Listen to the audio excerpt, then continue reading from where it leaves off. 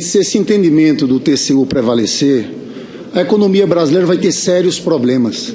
Nós vamos viver ciclos de grande recessão. Sinceramente, falando em termos de política econômica, esse entendimento do TCU é uma loucura. Não existe, senhor presidente, em país algum do mundo uma coisa como essa. O que é que eles estão querendo dizer? Se há desaceleração econômica e frustração de receitas, o que é que eles propõem? De 2 em 2 meses, um contingenciamento draconiano. É um absurdo. Nós estamos criando um ciclo vicioso.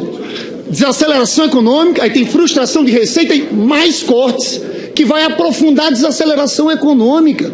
Os senhores estão na contramão do mundo. Até o FMI está falando de um ajuste fiscal mais suave no tempo. Eu, senhor presidente, defendo políticas fiscais anticíclicas. O primeiro-ministro do Canadá foi eleito dizendo o seguinte: vou fazer déficit 3 anos, porque quero colocar a economia para crescer e gerar empregos. Quando a economia estiver crescendo, eu vou fazer superávit. Mas aqui, senhor presidente, não se trata apenas de criminalizar a política fiscal anticíclica. A presidenta Dilma fez política fiscal anticíclica em 2015? Infelizmente, não. Ela fez um ajuste gigantesco. O maior contingenciamento da história. Estão acusando ela de responsabilidade fiscal. Ela fez um contingenciamento de 1,22% do PIB, 80 bi. Um ajuste fiscal de 134 bi. Os senhores confundem tudo. O problema de 2015 não foi despesa, foi uma queda na arrecadação, senhor presidente, de 180 bi. Gastos, o governo gastou muito menos do que estava previsto na lei orçamentária. Não se sustenta essa tese. Desculpa falar, mas em termos de política econômica é de uma ignorância atroz. O que dizem os senhores, então? Eles queriam mais. Porque, veja bem, nós tivemos uma mesma situação, senhor presidente, em 2009. Senador, a pergunta, por gentileza. Não, claro, mas eu estou fundamentando a pergunta. Eu quero até que desconte o tempo, porque é fundamentando a pergunta. O que é que eles dizem em 2000... Não, eu peço, inclusive, que desconte o tempo, senhor presidente. Porque aqui está tudo cronometrado. Tem a palavra garantida. O que é que houve em 2009? Houve frustração de receita, sim. O que o governo fez? Mandou uma meta para o Congresso e, a partir dali, começou a se tratar com os efeitos futuros da meta. Eles não. Sabe o que é que eles estão dizendo? E essa é a pergunta que eu falo. No terceiro bimestre de 2015, o governo, que já tinha feito um contingenciamento de 70 bi, fez um de 8 bi. Eles disseram, na verdade, que a presidenta Dilma tinha que ter feito um contingenciamento de mais de 57 bi. Isso é cortar 96% das despesas discricionárias. É para a escola, para a universidade, posto de saúde. Eu pergunto o posicionamento de Vossa Excelência sobre esse terceiro bimestre de 2015. Será isso mesmo que os senhores defendiam? Um contingenciamento... Senhor Júlio Marcelo, com a palavra para a resposta. Muito obrigado, senhor presidente. Obrigado, senador Lindbergh. Nem o Ministério Público de Contas, nem o Tribunal de Contas defende política anticíclica ou procíclica, defende que se faça o contingenciamento X ou Y. O Tribunal e o Ministério Público de Contas propugnam pelo cumprimento da lei e da Constituição. Cabe ao Congresso Nacional definir a meta. Se o Congresso Nacional definir uma meta mais larga, mais frouxa, mais flexível para o Poder Executivo, ele terá essa liberdade. O que não pode é o Congresso Nacional estabelecer que a meta a ser buscada é X e o Poder Executivo entender-se autorizado a buscar outra meta ou não buscar meta nenhuma. Isso é que não pode. Mandar um projeto de lei, não conseguir se entender com o Congresso Nacional a respeito de qual meta deve ser buscada, e passar então a ignorar o Congresso Nacional. Vou seguir a meta que eu acho que eu vou fazer, que eu acho que é boa. O Poder Executivo não tem essa delegação na Constituição. O orçamento é a função mais nobre do Congresso Nacional. Todo ano estabelecer como serão gastos os recursos arrecadados da sociedade brasileira. E o Poder Executivo tem que atuar de acordo com esses condicionantes do Congresso Nacional. Não é o TCU que quer isso ou aquilo. O TCU apenas é o responsável, segundo a Constituição, por verificar se a legislação, se a meta, se o Poder Executivo está atuando de acordo com aquilo que o Congresso Nacional estabeleceu. Obrigado.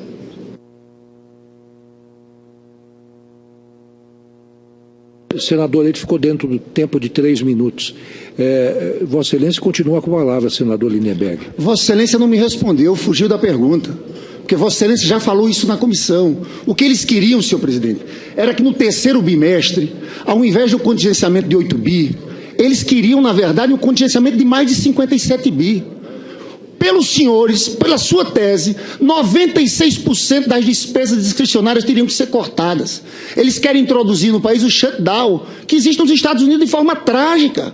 É fechamento de escolas, senhor informante. É fechamento de universidade. Então, essa posição aqui não sustenta. Os senhores estão destruindo a lei de responsabilidade fiscal. Você sabe que o Instituto da Meta Fiscal está desmoralizado.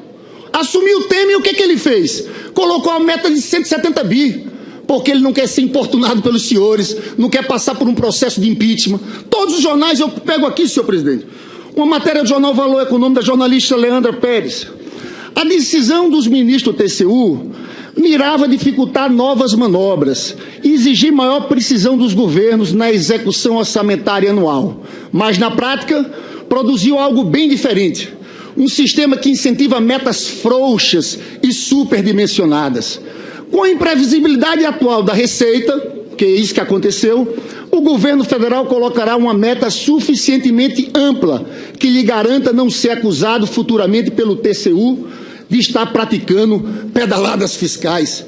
O senhor também não me respondeu na parte anterior. Eu mostrei aqui o que houve em 2015 foi queda de receita, 180 bi. As despesas, senhor presidente, foram menor do que estava na lei orçamentária. Volto a dizer, o maior contingenciamento da história. Os senhores estão falando de Joaquim Levy. Dizer que é irresponsabilidade fiscal, aonde se sustenta isso, senhor presidente? Para encerrar, eu quero dizer que o informante sabe disso. Estou aqui, documento do Ministério da Fazenda, dizendo que não tinha autoria da presidenta Dilma no Plano Safra. Não tem crime, senhor informante, sem autoria.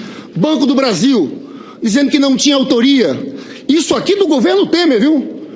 Foi requerimentos que apresentamos que foi respondido pelo governo Temer. Perícia, diz que não tem autoria. Não devia ter mais pedaladas aqui, porque não tem autoria, não tem crime. Mais ainda, o Ivan Max, procurador, aí os senhores dizem, não, mas no caso a ação era criminal. Só que a argumentação é a mesma. Ele diz que não tinha operação de crédito. Se não tem operação de crédito lá, não pode ter aqui. Então, estão aqui os termos da fala do procurador. A simples inadimplemento contratual, quando o pagamento não ocorre na data devida, não se tratando de operação de crédito.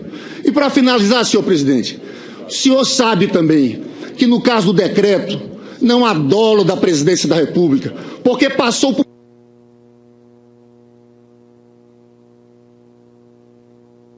30 segundos para concluir. Os órgãos técnicos, e todos assinavam dizendo o seguinte, os decretos são compatíveis com a meta. Está aqui, consultor jurídico do Ministério do Planejamento, da Casa Civil. A presidente só assinou, como assinou Lula, como assinou Fernando Henrique, como assinou todos os governadores. Isso não sustenta, senhor informante. Essa pergunta que faço a Vossa Excelência. Como Vossa Excelência pode dizer se há crime em pedaladas se não há autoria da presidência da República? Pessoal, o senador Lindenberg, passo a palavra ao senhor Júlio Marcelo. Obrigado, senhor presidente. Vossa Excelência diz, eles queriam, o TCU não queria nada, o TCU quer que a legislação seja cumprida. Sabe por que era necessário um contingenciamento tão elevado? Porque o orçamento era fantasioso. Sabe quem propôs o orçamento? O Poder Executivo. Quem aprovou foi o Congresso Nacional. Então, não é o TCU que tem essa responsabilidade.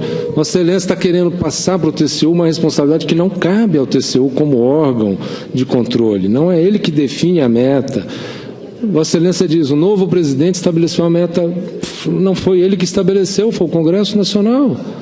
Ué, mas é isso, são cada órgão atuando dentro da sua competência.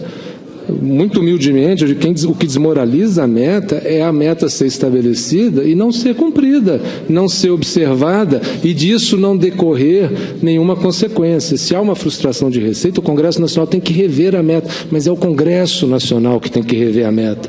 Não é o Tribunal de Contas que pode ignorar a meta, nem o Poder Executivo. Essa é a visão que nós defendemos. Quanto ao decreto, o decreto é um ato da Presidente da República, elaborado pela sua equipe, sob a sua supervisão, sob a sua gestão.